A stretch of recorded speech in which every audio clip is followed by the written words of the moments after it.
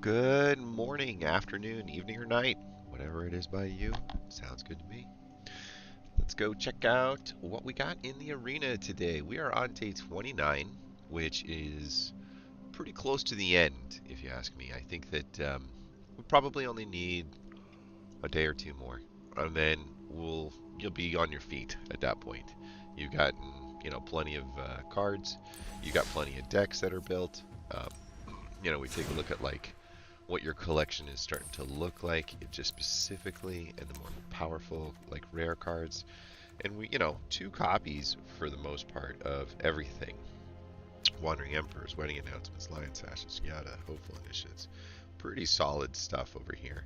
And having a couple copies of everything. We only have one copy of Phyrexian Vindicator, unfortunately, but two Adelines is good. We'd like to have a little bit more of that, a little bit more of that. But for the most part, you're halfway home, if you ask me, as far as, picking up the most important rares that are out there in the meta today and getting an opportunity to do something meaningful with them. Put them all into separate decks that have feeder cards that kind of help keep them moving, or get an opportunity to really just go crazy and put them all in one deck and make them as powerful as possible. Love this card. It's still my favorite one. Other than that, I don't see, I'd like an extra one of those. I'd like, I don't even remember that one. Put 2+1 counters on up to X targets. Ah, that's cool. That's cool. This has got to be like an alchemy card, though. Yeah, it's got the A. Yeah, I've never seen it. Yeah, so there you go. I feel like we've done a good job of getting the most out of our resources. We haven't spent hardly any. We spent some wild cards, I guess, to make the Boros artifact deck, but we still have 17 rares, 7 mythic cards. Our vault is up to almost 3/4. That's pretty solid. That means that we'll probably get some more rare cards that come into it. So you start to look at like having 18 to 20 rare cards that could be anything you want in the game. And when the new set comes out next week, you get to pick and choose your shots on that one.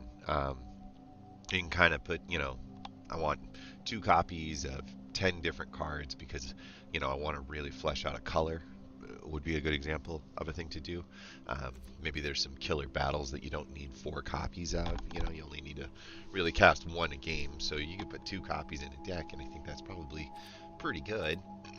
um, there's just a lot. So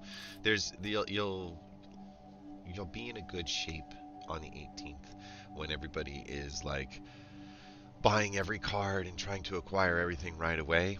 We can just kind of pick our shots and just keep doing what we're doing.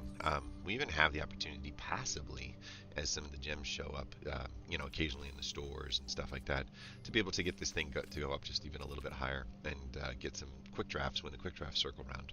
So lots of fun things in store for us up ahead, and we're certainly not too far behind as far as the meta is concerned. Um, we're not going to get much farther on the Mastery Pass before it resets because it's going down to 6 days left.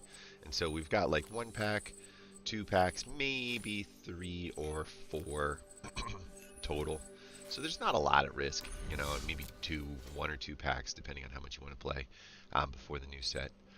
But yeah, I mean, we've taken this account from nothing and we've put nothing into it except just a little bit of time each morning. And yeah, we got it all the way up to here. I feel really good. We could do another ranked grind in order to get those extra packs. We're starting in gold. And we certainly have some of the fun, easy ranked kinds of scenarios. And we have some fun stuff too that would go well in ranked. This Agro Boros Fax I think is pretty good. This was just a try. I didn't even play with it. I just stuck it in there because I was watching a video and I was thinking about what this guy was saying. He was saying the Unctus Retrofitter mixes really well with some of the equipment. Only problem is we don't have a lot of equipment. So I put a Patchwork Automaton, a little pieces of equipment over here, and was thinking maybe the Retrofitter with Lizard Blades would be kind of cool. A Retrofitter with a Hexgold Halberd would be kind of cool. Just as a way to kind of make the 2/2 that shows up, or this creature with double strike, into something pretty scary. We can clean through cards. We do have another artifact sitting over here. There's 68 cards in this deck. That seems like way too many. I'm confused.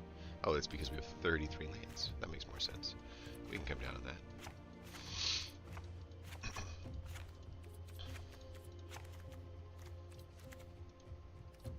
I guess it didn't when we added all those in. But like an autonomous furnace, do we really want one of those?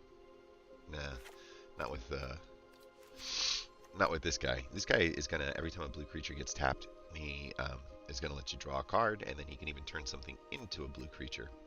He's also gonna give +1 to the artifacts. Are you an artifact? So, kind of cool. You know, it's like a unique way for Unctus to show up, and then of course, when we got a dragon, and then we got some more things that we can toss up there. And I put a forge in here just because I couldn't see any other artifacts that I felt like had a lot of good synergies in the deck.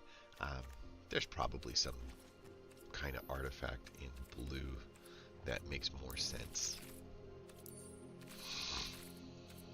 I just wasn't feeling it. I didn't see it. This is a flyer. That's pretty good. This is an artifact flyer that does a tap. It's actually a little bit better. This thing just draws a card when it dies. It does have vigilance, which when you start to put a 4/4 on it, does seem like a pretty good smackdown along the way with the vigilance, because you can kind of block and you can attack. So I'll tell you what, let's do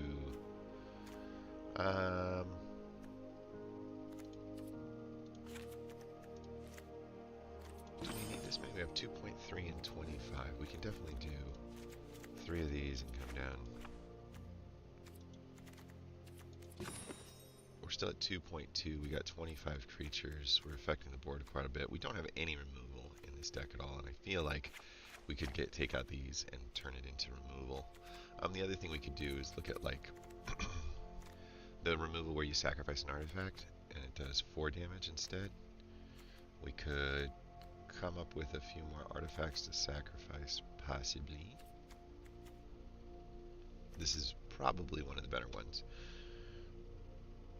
It gets you kind of a card in return. It's a good sacrifice fodder.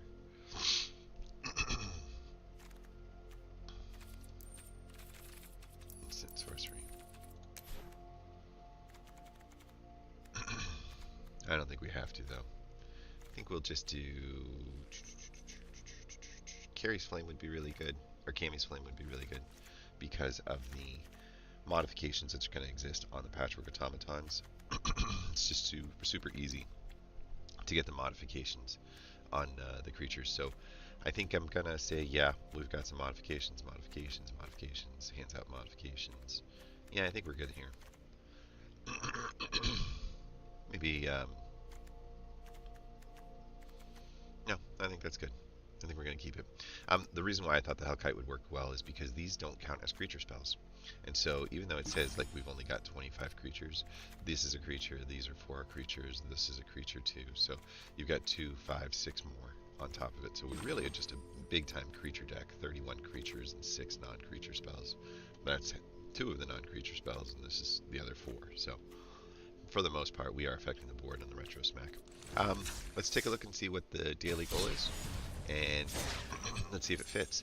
It's 500 with black or green, and we're going to try to swap that for white or green. That didn't really go very far.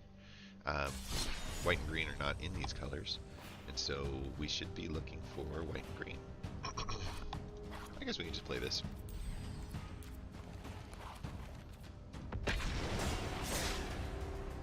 So this is our modified Go Wide deck, about 50 to 60% what they give you in the brand new one, and we just kind of spiced it up with a couple extra rare cards. I think we added like a Living Cure to it and Sigarda Summons, with the idea being that like if we can get the +1s on the group, we can really go ape. We'll keep it. I don't love it. Venom Connoisseur, turn 2 ossifications.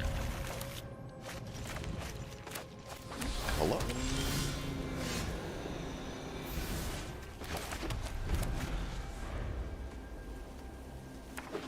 This guy looks like Mysterio. Uh-oh. Well, that'll help.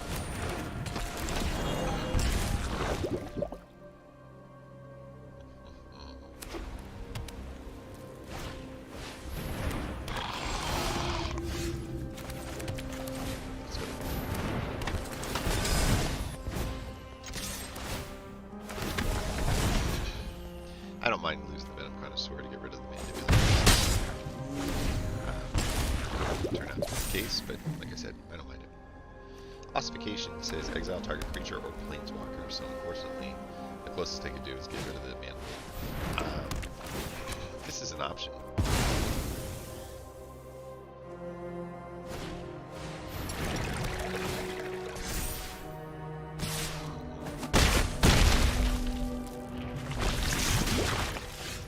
Let's do that again.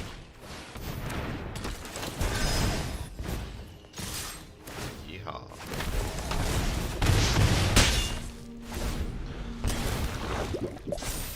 And we have a removal in 3, 2, 1. Ossification. What? You didn't ossify.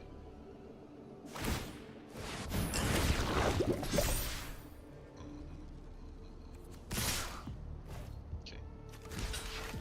Oh, look at that.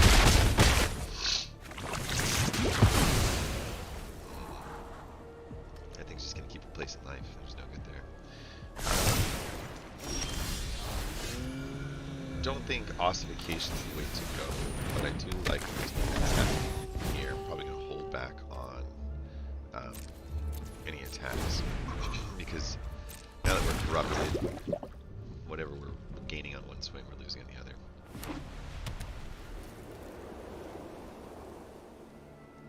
We are kind of stuck here without. Yeah, we're going to get rid of that.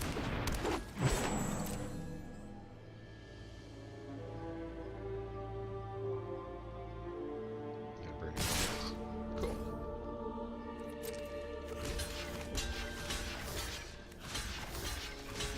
Let's go.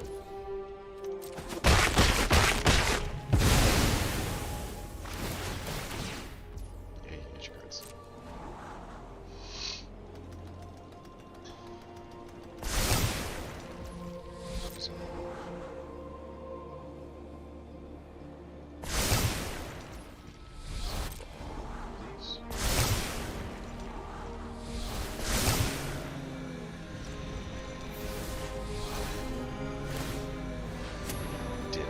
I'm so proud of you.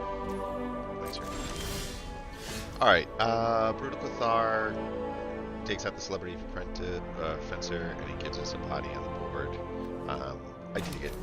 We can't buy a land to save our life, but a ton of them in this deck. 1, 2, 3, 4, 5, 6 to 3. Oof.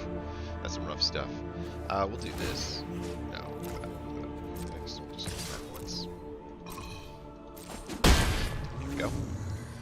And we're doing what we can. What we're given, which isn't much.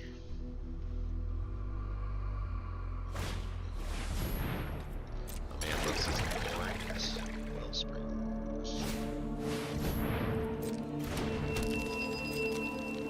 What is this? Whenever you cast a power with toughness equal that enters a battlefield, you can pay 1, and if you do, you get to draw a card. This may be the most amount of card draw I've ever seen in my life. Congratulations. You're scrying and drawing.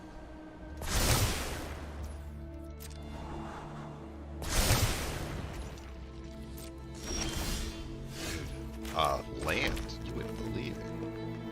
Okay, so double ossifying doesn't do much here for us. We'll just do the cabinet.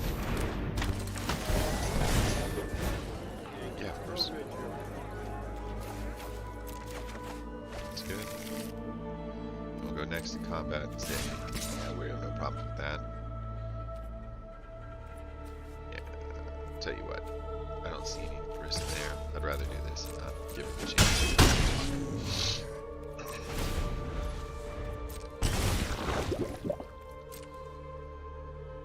So for all of this shenanigans and stuff like that, we've been able to stabilize the board out pretty well. We've got a lot more creatures on the board that can defend. And, you know, he's got like what looks like infinite card draw, which is pretty solid. I don't think that we're going to get a win here, because I think that he's going to kill the Brutal Cathar, move the thing back, and I just don't see enough mana for us to gather that, for us to recover.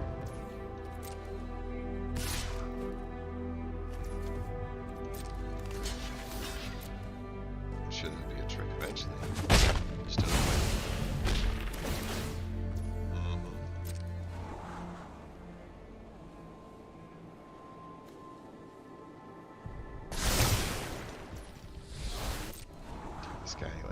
cries endlessly.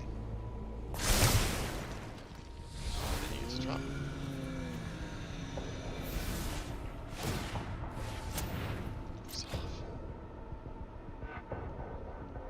This is the dirtiest of card draws I've ever seen. It's kind of fun. I dig it.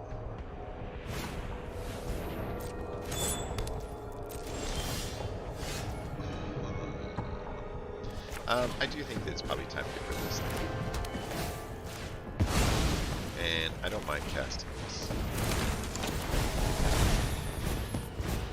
I'm going to go next to combat, and I don't mind losing either of those either. So we're just going to attack all in.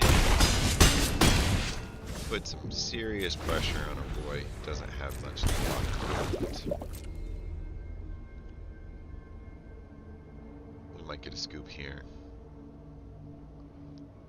The other option is he has a Wandering Emperor, and he board wipes, and, you know, that would work. So one of the negative sides of having, like, you know, all of these artifacts is that, like, you just don't carry enough offense, and you don't have any defense. So without any offense or defense, you're really, like, banking on one specific card getting you there, and there's something happening. And I just don't, I don't see it.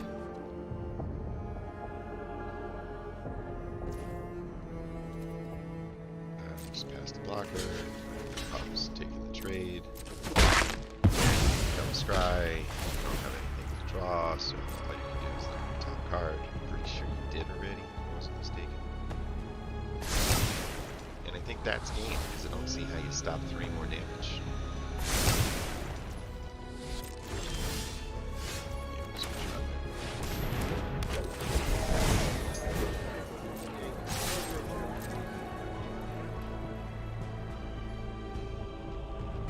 Could be the board wipe, who knows. I'd be sad if it does, because I spent all my mana.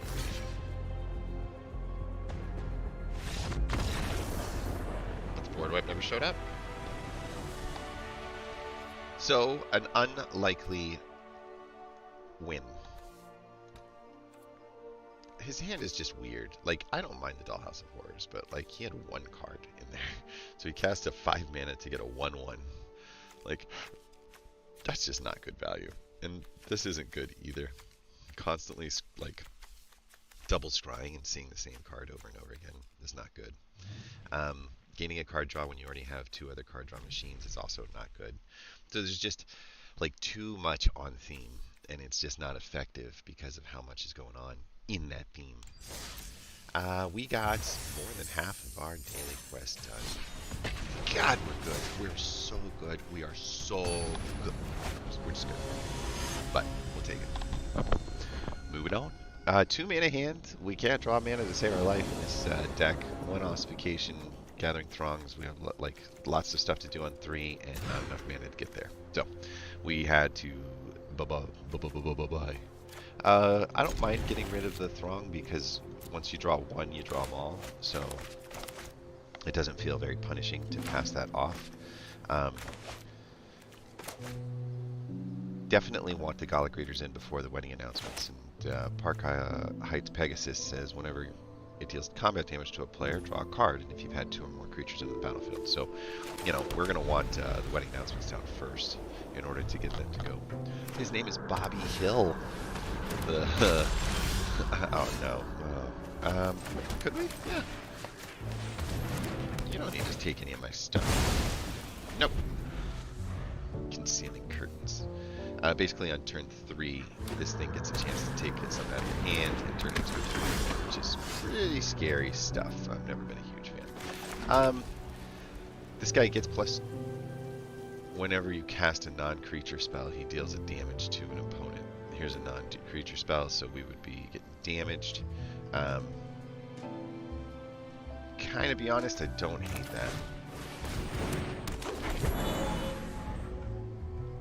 1 more mana to cast our Darling in the Masses. We can cast the wedding announcements in the next one and start getting Gallic Raiders to just get at least 1 trigger off each turn. I'm just going to start plussing him, I think. I haven't seen any removal yet. Witty Roastmaster is a bit of a removal spell. When another creature enters the battlefield under your control, they can deal a damage. We'll say no. Torrens is kind of cool. Whenever you cast a creature spell, you get to make an extra one, but we're not casting a creature spell right now, so Torrens would be our next kind of deal. Say no. Get the intro, take the +1. Move on. So, I would not trade with Witty Roastmaster. I'm not even so sure I would block it, to be honest, because this small ball stuff is it's not completely no big deal. But I'd like to get 2 more triggers on there. Torrens. Well, look at that. Okay. Torrens can come out, and we will continue to take the +1s. We'll say no on the attacks. We will continue to... I don't think we need to ramp, though, so we'll just take the life at this point.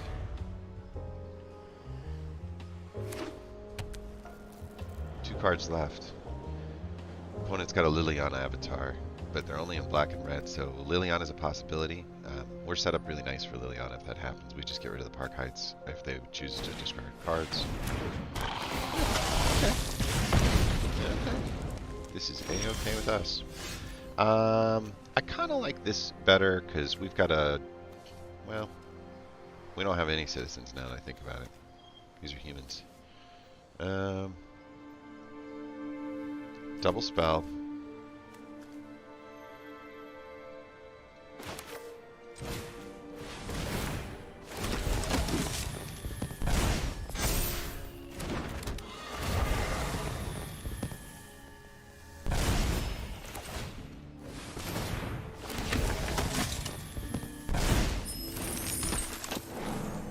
Okay.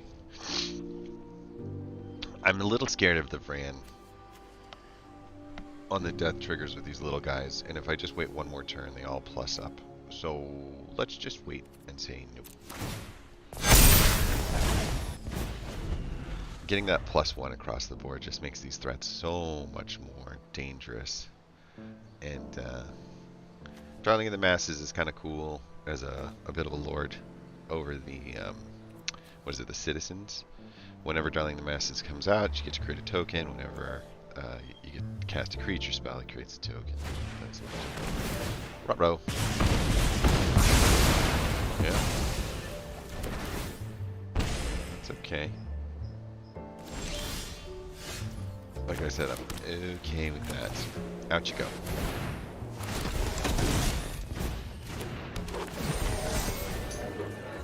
This is fine by me. I don't mind taking a trade on any of that stuff. Hello. Whenever Silverstone's attacking me, tap another untapped citizen you control, and if you do, it gets +line against lifelink. That's not that exciting. I can just wait. Yeah. Gix's command was good. It was definitely the right play. I applaud him for that. The problem was we had a lot of things that had already gotten above that because of the wedding and festivities.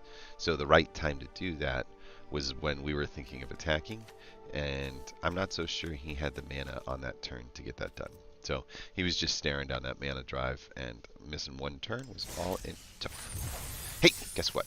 We leveled up. We got a pack. We got the gold to do the jump. Yeah. 1,500 gold, man. We are rich. Packs. Let's go. Let's go. Let's go. What do you think? What do you guys want? Vraska? Vraska would be good. Our third Jace wasn't really going to take us anywhere, but any of the Planeswalkers are kind of fun, so hopefully it's Planeswalker. Boom, boom, boom, boom. Actually, don't hate this card. It's just strange to use. It's got this, like, very glass jaw, right? 2/1. So I think that in general, it's a lot of work to get it to just copy one spell. With that being said, if you can pull it off, if that spell has Proliferate, and you have other things that will do well with the proliferation, it becomes very much worth it. It is not a build around for offense. It's kind of like an accent that you would put into a deck that has a lot of spells. that are on the side. Um, yeah. This is a great example of a deck that has, this is 5, 6, 7, 8, 9, 10, 11, 12, 13 different spells, 14, 15, 16, 17, 18, 18 very cheap spells. And so putting her into this works pretty nice. This is a little off-brand for what we do around here. So why don't we try sticking a couple of those in there instead, just to see. Not saying that like it'll stay this way, but it's a couple extra creature bodies instead of non-creature bodies, and it's a couple extra neat things that happen when we do the proliferation, and these things all benefit very much off the proliferation. And so I think we give it a shot. I really do. It'll also encourage us to continue, because every time you cast one of these non-creature spells, you get to put the drop on there. So this is a pretty good place for this card to live. We're going to give it a shot and see if it plays out. Like I said, it's not a build by itself. It's kind of a, hey, how would you like to double up on your spell? That's a pretty good idea. Going into an event, checking out the jump-ins. We did pretty well on the last one because we got the Blade Coil Serpent in our final Gix's command. And both of those cards have just nothing but upside, especially with the Blade Coil Serpent. Definitely feel like that was a neat addition to a lot of the stuff that we did. Okay, it says we got one win still. That's funny. But we have 1,000 gold to spend, and it's burning a hole in our pockets. High Tech, Warlock, and Recruits. I believe High Tech is the Unctus. I'm double checking that because I feel like it could be Science on that one too. So High Tech is, no, it's not. It's the old school Mechaton Core. I say old school. It's Kamigawa's Tezzeret and Kamigawa's Mechaton Core. Both of those are really bad. I don't like it. Recruits we've looked at before, and I've thought, yeah, and then never really taken it, I don't think. MNOPQRS, Recruits, it's the Defiler of Faith. No, we have taken it before. And then Warlock. Warlock is self-mill and reanimation. You get a, unfortunately, you just get an alchemy card for the Hourglass Coven, and that's not really going to fit. So we'll keep going with the Defiler of Faith here. And Onslaught is, if I recall, pretty cool. That's the Raven Man and a chance at Liliana of the Veil, and that is a good chance to take. Spirits doesn't give us anything great. It's this weird vengeful victim that just dies on the first one, and a Catilda. Catilda's flying, lifelink, protection from vampires, all that stuff's good. Power and toughness are equal to the number of permanents you control that are spirits. So essentially just a spirit engine. And then Sneaky is the Biting Palm Ninja and the Nashi Moon Sage Scion, both of which I've struggled to say move the needle even on the ninja deck by itself. I've played lots of ninja decks that I think I've liked maybe even a little bit more without them in there than with them. Maybe the Biting Palm Ninja is pretty good, but Nashi's tricky, man. She's just pure random. So we're going to go with the Onslaught and hope to get the Liliana, a card that I still don't own a single copy of on my main account. Hold your breath. Yeah, Raven Man it is. That's okay. Defiler of Faith was the only option that we could have got there, and so that's what we're going to get. A lot of cards, draw a card, lose a life. We're looking for discards, right? When you discard a card, you get a chance to get a little Raven. A little bit more here on some of the like, go wide.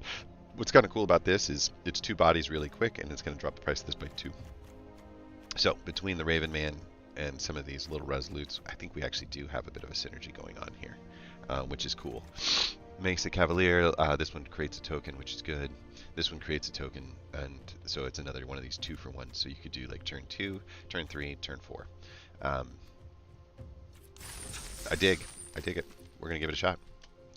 Let's see if we can do that exact series of events I just described. Turn 2, 2 bodies. Turn 3, 2 bodies. Turn 4, big body. All right, we got 2 lands going on here. One, this is kind of, um, we got removal spell we can't cast, can't cast, can't cast. I think we take a free mulligan. We just didn't have enough land to make anything work. This is much better. It's not phenomenal. Flying, and it gets +1 until the end of the turn when you throw 2 into it. That's not really a great rate of return. Destroy a target creature or planeswalker. If its mana value is 3, you can gain 3 life. That's okay. Removal's just fine, but you know, turn 2, turn 3, turn 4, turn 4. So that's kind of cool. We need white. Everything's a tap land, so we ain't going anywhere fast. Hello, little Kappa.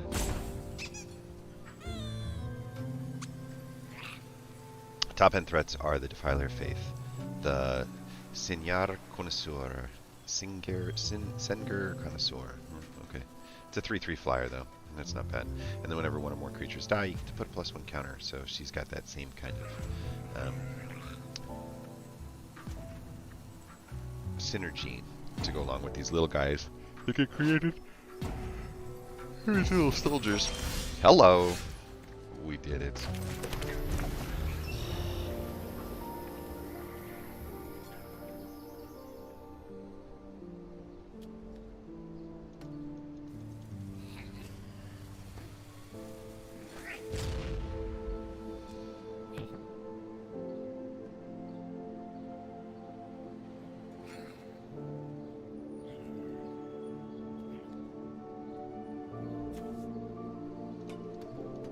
Hello?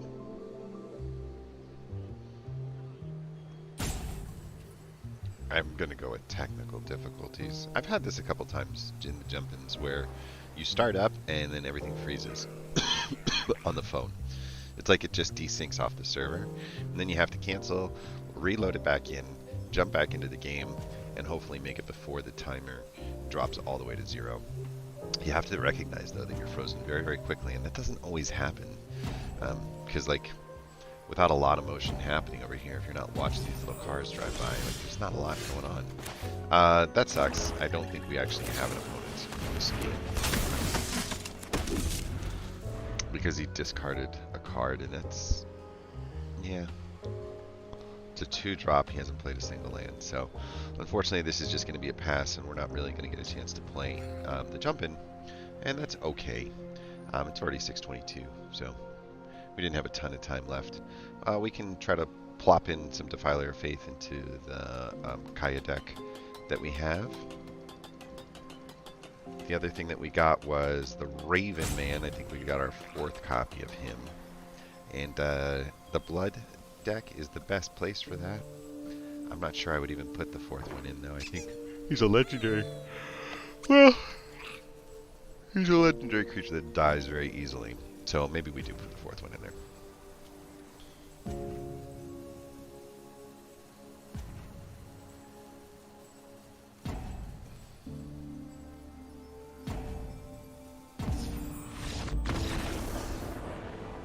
Like I said, a bit sad. It happens. It's not the most exciting Magic game you've ever seen in your life. Woohoo! No, I have no idea. When another creature enters the battlefield under your control, target creature other than this one gets +1 and gains trample to end a turn. Actually, pretty solid card in the green-white deck. I wonder why I haven't considered that one. Just gonna look at strength and numbers and see if there's a card in that 4-mana area that I like less. The Gathering Throng is one answer that I like less.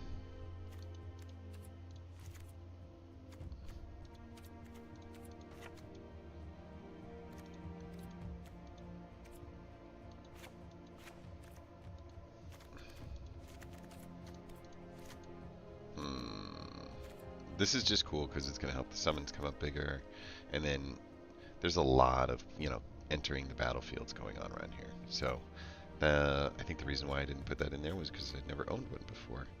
This is okay on the card draw side of things, but I could definitely live without it.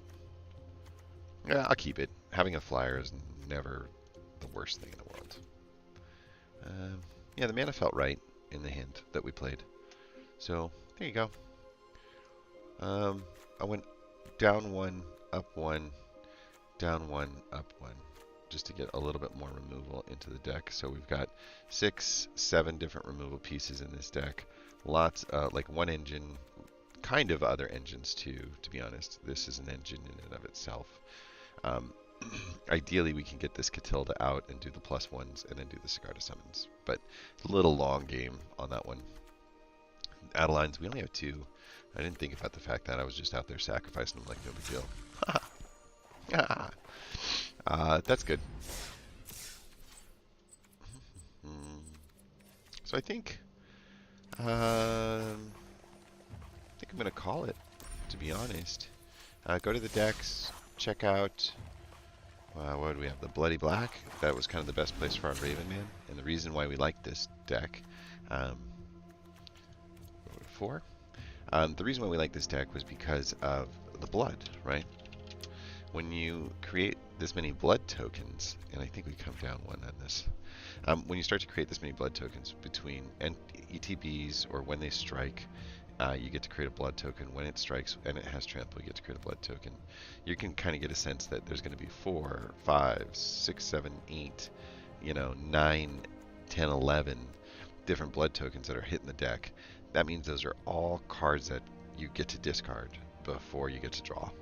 And whenever you get a discard, the Raven Man creates a bird. When the birds die, Fran turns those into 2 life lost for them, 2 life healed for us. And so you can kind of see like we got an engine that's going to grow. We've got an engine that's going to create expendable bodies. We've got something that capitalizes on those expendable bodies. And then we've got things that kind of really drive the card sifting all the way through. Cards that we also have in here are when you draw your second card, each opponent loses 2 life and you gain 2 life. That's pretty good. Wish I had more of those, to be honest. We have a Gix that will give us the ability to draw a card every time we make contact. And with a few flyers and some decent bodies on a couple of these vampires, that's something that's going to happen quite a bit. And then we have a ton of removal. 3 cheap, 4 medium, 4 like board wipes can get rid of their largest creature and anything that's got 2 or less. When you look at the power being 2 or less, we only have like a few creatures that sort of fit that bill. These two, this one, and then these ones. And so Gix's commands, destroy each creature with power 2 or less, may not be something that we select that often. We might be putting +2 counters with lifelink on things, and then returning 2 creature cards from our graveyard back to our hand in order to reoccur some of our little engines that we've got going on. Each opponent sacrifices a creature with the highest power is another good way to get rid of their most expensive creature as well. So I'm still digging Gix's command here, but it's not really a board wipe. It's more like a removal, life gain, pump. That's probably the best way to describe it. I know that sounds weird, but yeah. As far as lands go, we've got 23. What a weird number. It's fine. And our overall mana curve is 2.6, and so that's pretty good too. Let's go with Bloody Black. Let's go with black. And let's go with Bloody Liliana's? No. Liliana it is. I've been recruiting. Yeah. I am not so sure the Voldarian Bloodcaster is the right answer. We're just not going to hold on to those blood tokens at all. At all.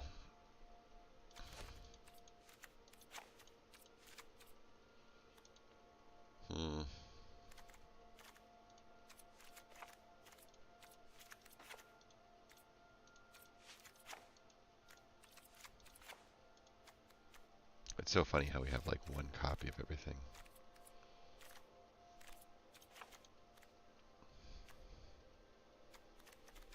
Okay. Black and red, discard cards, get pluses on there.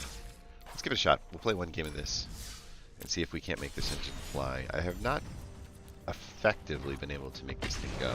I get the idea, but either we had too many rares in the deck or we were too dirtily and not aggressive enough in attacking, and we were kind of focused more on the thing that we were trying to do and less on the opponent that we were actually playing. Kind of just getting ideas of why it didn't work out, but it didn't work out last time. I do like starting with the Gixie Infiltrator, because if it survives, it can really grow, like, pretty fast. Just need one more mana to get these things out there, but we've got a couple turns to make that happen. I'll throw this out there first just to see.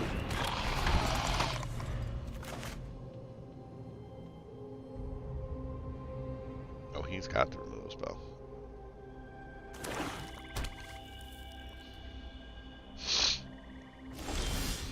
Alright, well, we didn't end up getting that. We have an extra body here. I told you he's gonna use it. Now you're gonna use it on Bran.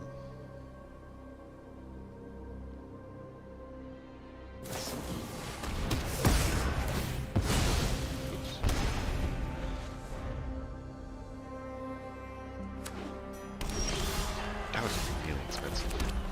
Spell to use too. Kind of shocked.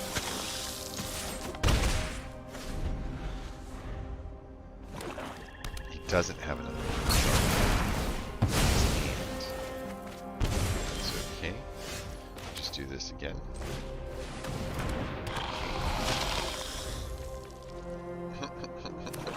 I should have done this. Oh, I gotta sacrifice 2 blood. Oh, is this all that he's got? Is removal spells? Oh. Well, now we're starting to understand. Got more removal spells? This has been happening too, right? Rare. Like, is this deck really that powerful that every single card that we're gonna face is at the top of the line? Kind of feels like it. I could be wrong, but we'll see. I'm guessing Invoke Despair again? We want to go with 3, maybe 4? Who knows? Never stops. I hate playing against decks like this. I don't think that this is a meta. I think this is just a troll. And if you're just going to be a troll, then that's who you are. That sucks. But let's get rid of your cards, kid.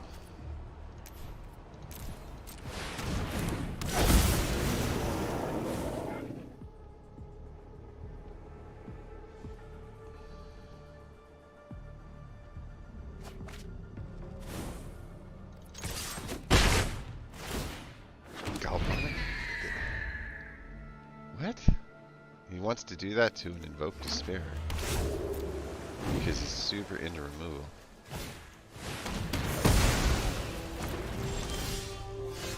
Fine by me. Fine by me. Let's go here. We'll do return 2 creatures and do this. And we'll put them on you. That's fine. And we can get you in. And do I want another brand? Yeah.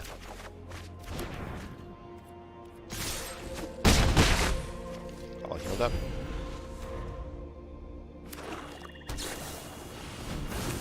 Invoke Despair.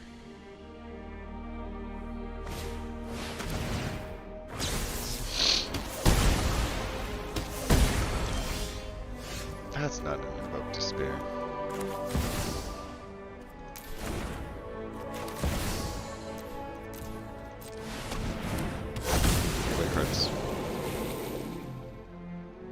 Go away.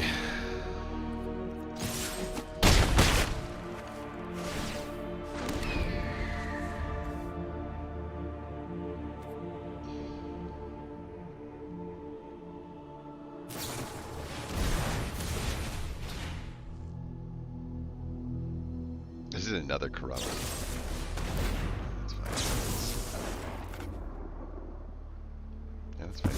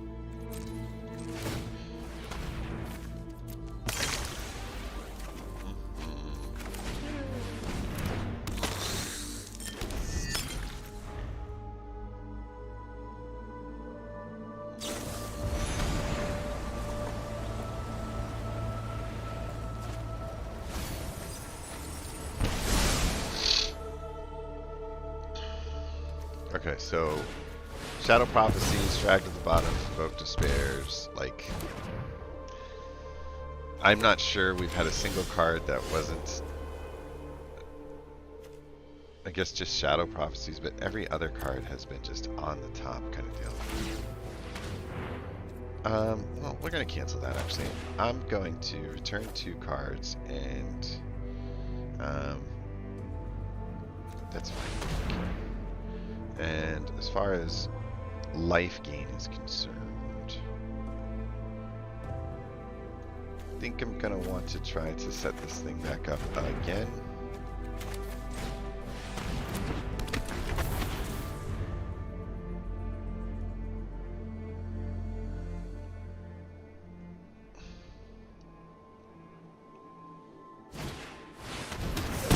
Had surprised me way too difficult at the time with that many rares. I mean, it was all removal and all rares.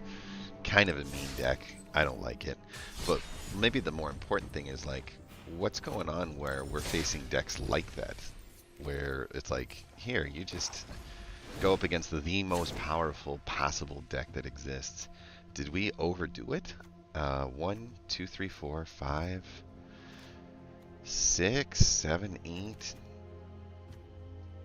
9, 10, 11, 12, 13, 14, 15, 16. That's it.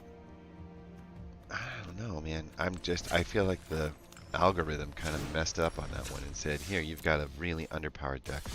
We're going to put you up against the most powerful kinds of decks we can find. In that case, that was board wipe after board wipe after board wipe. And not a fun deck to play against. We fought like what we could, but not a fun deck to play against at all. In fact, I really wish that they would change this game and get rid of the damage effects for decks like that. This was a terrible hand to keep. We needed red. I wasn't paying attention. I saw the 2 drops and I got excited. And yeah, it done messed it up. Anyway, I feel like if they just changed some of the writing and dropped it down to 1 damage, or took corrupt and said 50% of the damage, it would be better.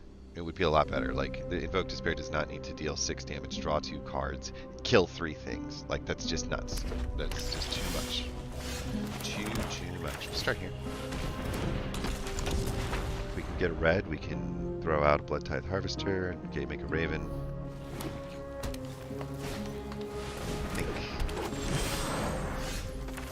If we don't get the red, I'd rather just get rid of this.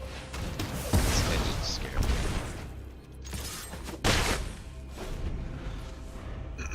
There are too many ramping opportunities, too many. Yeah, see, we're doing like a self-mill ramp strat on this. Do both.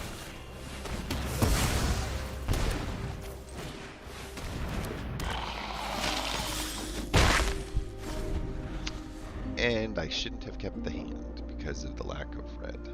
We haven't drawn a single land since we came up. Just these removal spells that aren't getting the job done at all. You should be able to cast another creature. Yeah.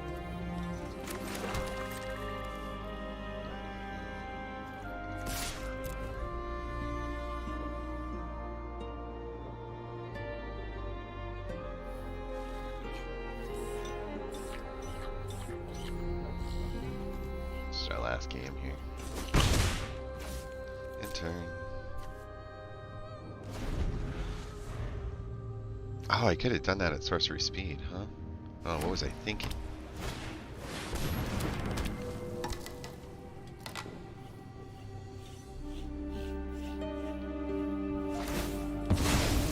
Old Steam comes back as 1/1.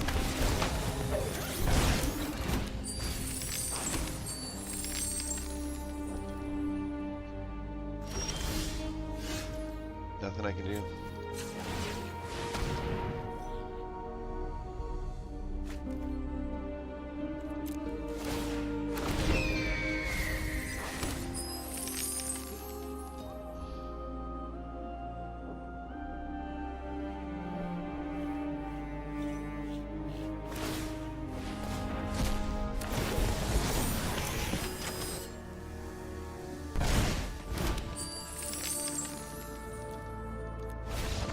If I can't get the mana, there's nothing I can do. I'm just staring at this guy and watching his board get bigger, and that's just not fun. So, we'll try to squeeze one more game in. We will. That was just a bad misplay on my part. I could have had him discard earlier. I could have done a lot of things. I could have just mulliganed the hand. If I just mulligan the hand, I'm not in that situation. You don't expect to not draw a land for 6 turns in a row, but it happens. It seems to happen more often than it doesn't, unfortunately. That's okay. I had a blackjack theory that was like, you know, wins and losses come in groups. So if you keep your betting consistent, but then up it on your wins, you're in a better spot. This is a better spot just because we do have some things up here at the top. So yeah, we don't have red, but I'm okay.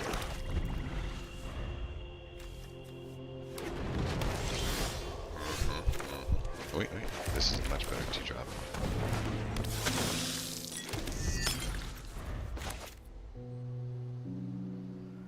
Would probably...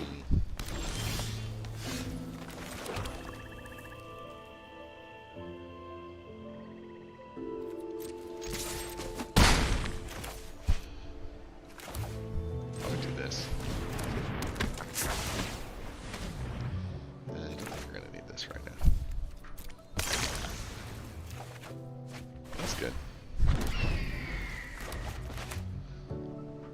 So the question is, Gixian Puppeteer or Blood Tithe Harvester? Or even Angie. I guess we would do...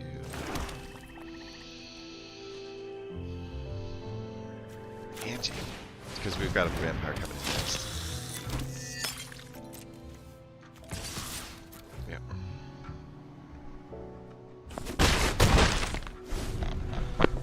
So, we actually have a little bit of a curve working in our favor here. If I can put the Puppeteer down. So his goal here was to copy us and use us against himself, but it's just not playing out very well. Yeah, I think we'll just do this. We have the mana to pop the extra Blood Tither. That gives us an extra Raven. That gives us a card clean on this mana here that's not really doing us any good. It gives 2 hits to them and 1 to us, like some healing on our side. And now we've got an excellent double play on the next game. Or not the next game, but you know what I'm trying to say. Here we go, here we go, here we go. He spent a lot of mana to accomplish very little, in my opinion. Now, there are some things that you can do here. Radagravik to make a bunch of copies.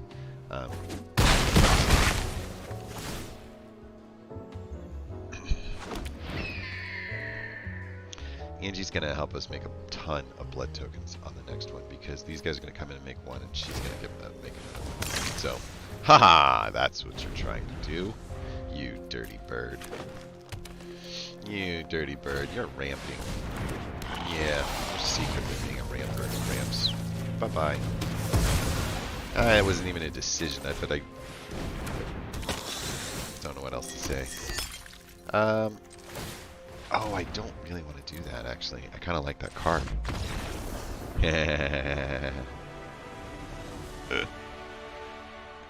He just couldn't make things move in the right direction, and we had a really nice draw on the removal spell. There is a ton of removal in that deck. It should work. It should function better than it does. Something tells me that there is a reason to get rid of like the Gixian Infiltrator. It's just not accomplishing anything. And God, have we had mana trouble in the red side of things. Like, holy cow, has it been tough. 24 lands just may not be enough. What if we come down 2 Gixes and up to red? With the idea being that we're going to buff this eventually. Yeah.